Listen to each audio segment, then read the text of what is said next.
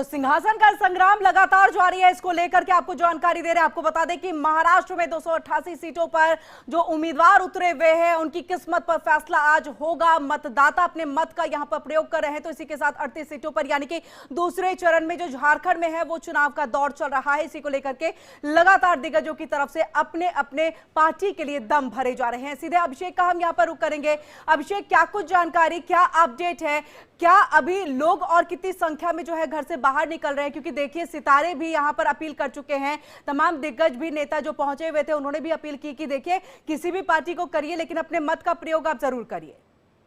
बिल्कुल सही कहा आपने, बिल्कुल। और इंडिया डेली के माध्यम से हम भी अपील करेंगे, बिल्कुल आप अपने मत का प्रयोग करिए और प्रयोग करने के लिए जाहिर से भारी संख्या में मतदान करिए। देखिए मुंबई की अगर बात कर ले, मुंबई में अब तक अगर 1 बजे की बात कर ले करीबन 27% के आसपास वोटिंग हो गया है। तो जरूर कैसे लगातार वोटिंग का परसेंटेज बढ़ तो रहा है, लेकिन देखना होगा कि क्या 2019 का रिकॉर्ड तोड़ पाती है नहीं। हमारे साथ देखिए तमाम वोटर्स मौजूद इस वक्त यहाँ पर है। वोटर्स क्या कहते हैं, इनकी जबानी हम सुन लेते हैं। क्या कहेंगे आप लोग, क्या मुद्दे आपके लिए खासतौर से 2024 चुनाव प्रचार में है? 2024 के चुनाव में हमारे मुख्य मुद्दे रहेंगे पानी, लोकल ट्रांसपोर्टेशन। हम रिक्वेस्ट करेंगे कि मसला विदार हमारी जो एरिया है वहाँ पर भी मेट्रो का सेवा जल्दी से जल्दी शुरू की जाए। और भाईंदर ब्रिज के ऊपर सिर्फ और सिर्फ एक ही ब्रिज है, जिसकी वजह से कई बार हमें हेवी ट्रैफिक जाम का सामना करना पड़ता है। तो सरकार से निवेदन है कि एक और ब्रिज का निर्माण कराएं। 3 ब्रिज यानी लगता है कि जो आप जिस नए आप विधायक को चुन के देंगे, आप लोग लग रहा है क्या ये सब काम करके देंगे, आपको लगता है? प्रोमिसेस तो हुए हैं बहुत सारे, लेट्स सी कि अब कितना अपने प्रोमिसेस पे हमारे विधायक खरे उतरते हैं। तो हमारी रिक्वेस्ट यही है कि हमारे जो मांगे हैं उनको ध्यान दिया जाए और उसके ऊपर अगर काम करें तो वसई विरार के विकास के लिए काफी अच्छे रहेगा। ये अच्छा रहेगा, बिल्कुल सही कहा। आप क्या कहेंगे, आगे आगे थोड़ा आगे आप क्या कहेंगे, क्या आपके लिए मुद्दे, खास तौर से मुद्दे किसी पार्टी का नाम, उम्मीदवार का नाम मत लीजिएगा आप। पानी का मुद्दा और मेन लाइट का अगर ये मिल जाता है तो फर्स्ट कोई रहती है।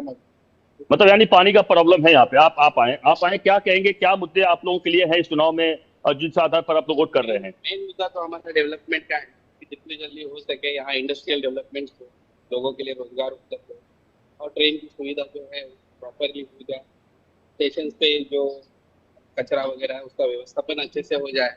और इन्होंने जैसे बोला है इलेक्ट्रिसिटी और पानी यहाँ का मेन इश्यू है, जो अगर सॉर्ट आउट हो जाए और हम उसी मुद्दे को लेके चल रहे हैं जिन्होंने प्रोमिसेस किए हैं। देखते हैं कि वो अपने मुद्दे पे कितना। आप क्या कहेंगे, थोड़ा आगे आइए। आप क्या कहेंगे, क्या मुद्दे इस बार चुनाव प्रचार में रहे और किस आधार पर आप लोग वोट कर रहे हैं? जैसे कि हमारे नालासोपारा में ईस्ट और वेस्ट जाने के लिए एक ही ब्रिज बोला गया है कि और दिन करना विकास है, पानी के मुद्दे पे जोर देना है, रोड सड़कें हैं उनके ऊपर देना। लेकिन जो इसका मतलब ये समझे कि जो लोकल मुद्दे हैं यहाँ पर वो भारी पड़ रहे हैं, यानी लोकल जो मुद्दे हैं। अभिषेक ये भी चाहेंगे बिटकॉइन और क्या कैश का खेल भी एक अहम भूमिका कुछ निभा पा रहा है यहाँ पर, या जनता उसे नकार रही है कि ये तो चीजें होती हैं, इसको साइडलाइन करके हम विकास के मुद्दे पर वोट करते हैं? बिल्कुल सही कहा आपने, बिल्कुल पूछ लेते हैं। एक बड़ा मुद्दा आया है इस वक्त, बिटकॉइन का मुद्दा आया है। बिटकॉइन वाला मुद्दा देखा होगा किस तरीके से, यानी तमाम क्या लगता है कि ये मुद्दे, यानी आपको जो तमाम मुद्दे देखे गए, धर्म के नाम पर, जात के नाम पर, तमाम ये आप लोग जहन में है कि सिर्फ विकास को लेकर या उसको लेकर आप लोग वोट कर रहे हैं? विकास सबसे प्राइमरी मुद्दा होना चाहिए, क्योंकि जब तक विकास होगा लोगों की इनकम बढ़ेगी और लोग अपने बच्चों को, परिवारों को पढ़ा लिखा पाएंगे, उनको बेहतर शिक्षा दे पाएंगे। और अगर समाज बेहतर शिक्षित होगा तो सही तरीके से डिसीजंस ले पाएगा। तो ये जो मुद्दे जो आए, आप देखिए कि चुनाव प्रचार के खत्म होते होते, यानी रात में देखिए बिटकॉइन को लेकर बड़ा मुद्दा आया और सुप्रिया सुले पर आरोप लगता है, बीजेपी बड़ा आरोप लगाती है कि बड़े पैमाने पर उन्होंने बिटकॉइन को लेकर कैश में कन्वर्ट किया, उसकी वजह से काला धन वो लोग यूज कर रहे हैं। टेक्नोलॉजी फ्यूचर है और मेरी पर्सनल राय है कि आगे चल के जो करेंसीज हैं वो खत्म होंगी ही होंगी।